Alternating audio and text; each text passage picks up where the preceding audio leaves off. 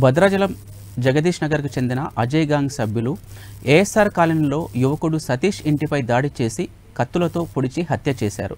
మృతదేహాన్ని ప్రభుత్వ ఆసుపత్రికి తరలించిన పోలీసులు పాత కక్షలే కారణమై ఉండొచ్చునని అనుమానిస్తున్నారు.